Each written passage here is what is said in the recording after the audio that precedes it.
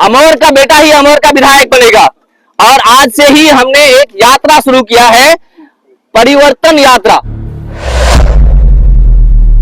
अमर विधानसभा में कांग्रेस का गढ़ है और जन स्वराज की सीट अमर विधानसभा से निकल पाएंगे। आपने सही कहा कि ये कांग्रेस का गढ़ है और हम लोग भी कांग्रेसी हैं और जनस्वराज भी एक तरह से कांग्रेस प्लस है। जनस्वराज क्या कहती है कि हम महात्मा गांधी और बाबा भीमराव अंबेडकर इन दोनों विचारों को एक साथ रखकर सोच के साथ एक पार्टी तैयार की है।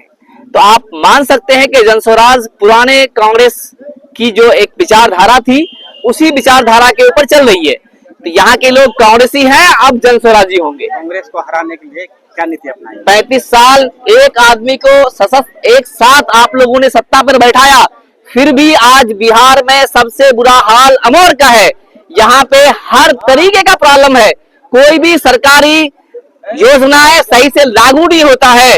तो इसका मतलब ये है कि 35 साल हम लोग का बेकार गया है। जो बेबाक है, जिनके पास एजुकेशन है, जो दुनिया से पहले से ही लड़ता हुआ आ रहा है, उन लोगों का साथ दीजिए और फिर देखिए कि कैसे सिर्फ 5 साल मांग रहे हैं हम। अगर हम लोग भी नहीं कर पाए तो हमें भी उठा करके फेंकिए, हमें एक जगह बैठा करके मत रखिए।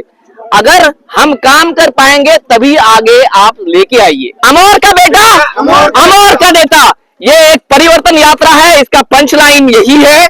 आज से ही हमने घर घर जाना शुरू किया है और जब तक चुनाव नहीं होगा, एक दिन, एक घंटा, एक मिनट भी नहीं बैठेंगे। घर घर जाएंगे, लोगों को समझाएंगे कि अमर का बेटा ही अमर का नेता होगा। अमर का बेटा अगर लंगड़ा भी होगा तो वो अमर का विधायक होगा। कोई बाहरी अमर का विधायक नहीं बनेगा, अमर का बेटा ही बनेगा। किसान किशोर जी आए थे अमर जी, उनके बाद अमर विधानसभा की हवा और दशा और दिशा बहुत बदल रही है। आप लोग देख रहे होंगे कि जो सत्ताधारी पार्टी है वो तिल मिला गए हैं, उनकी शायद रातों की नींद उड़ गई है। जनस्वराज से चुनाव लड़ने के लिए ही तैयार है और इंशाल्लाह लड़ेंगे भी, जीतेंगे भी। इंजीनियर महफूज आलम। आज बैसा प्रखंड का कार्यकर्ता संवाद रखा गया और मैं कांग्रेस की गढ़ है और जनस्वराज यहाँ टिक पाएगी, जिसे बीजेपी की बी टीम कहा जाता है। देखिए, आरोप लगाना बहुत आसान है सुरवन जी। बात यह है कि पिछले 20 साल से हम लोग यूपीए एनडीए में उलझ के हैं। पिछले 20 साल से किसी का हालात नहीं सुधरा है। जो स्थिति है वो हमेशा अभी का भी है, आप भी जानते हैं, हम भी जानते हैं। अब वक्त आ गया बदलाव का, हम लोग को सबको एकजुट होकर बदलने की जरूरत है। इसके लिए एक नया विकल्प आया है जनस्वराज। पहले आप मीडिया बंधुओं को और आपके सभी सब्सक्राइबर को इस कार्यकर्ता संवाद सम्मेलन में स्वागत है। लेकिन प्रशांत किशोर के रूप में हम लोग आज एक नया बिहार को देख रहे हैं, बदलाव को देख रहे हैं।